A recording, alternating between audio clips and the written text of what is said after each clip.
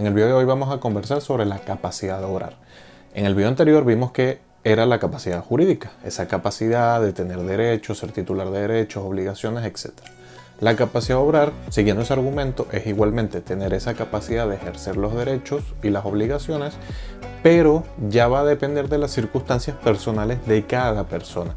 ¿Qué quiere decir esto? Y esto va aunado también con otro video que te voy a dejar que está en el canal del derecho objetivo, subjetivo, etc.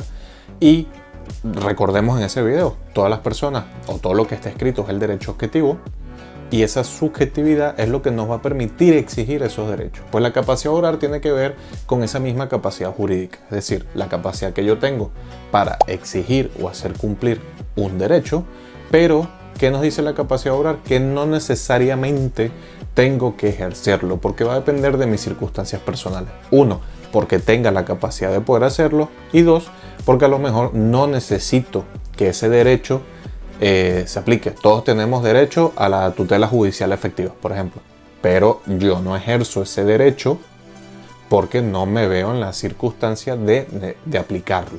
Entonces la capacidad de obrar nos va a ir dando un poco más o menos ese concepto y esa potestad de nosotros y con el derecho subjetivo de ir aplicando los derechos según nuestras circunstancias personales, es decir, sobre las necesidades que vayamos teniendo en el día a día.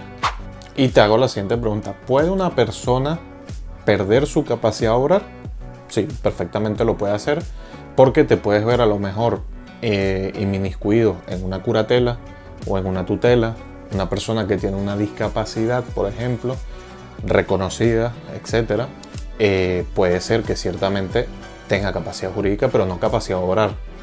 O sea, es titular de derechos y obligaciones, pero no tiene la capacidad de obrar por sí mismo, por lo cual va a tener que hacerlo mediante un tutor, que es esa persona legal, judicialmente constituida, para que lo pueda, digamos, actuar en nombre de él, para hacer la mejor gestión de sus bienes, de su patrimonio o de alguna necesidad que él tenga.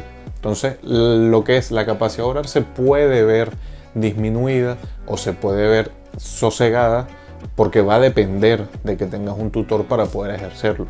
La capacidad de tener derechos y obligaciones la tienes. Por ejemplo, las personas con discapacidad tienen una serie de derechos, de deberes y de obligaciones, pero a lo mejor en muchos casos dependen de un tutor para que les ayude en la gestión de sus asuntos o por situaciones de dependencia. Entonces su capacidad de obrar en este caso se ve más limitada. Como siempre, recuerda que si tienes alguna duda, tienes alguna pregunta, déjamela en la cajita de los comentarios que con gusto te la estaré respondiendo.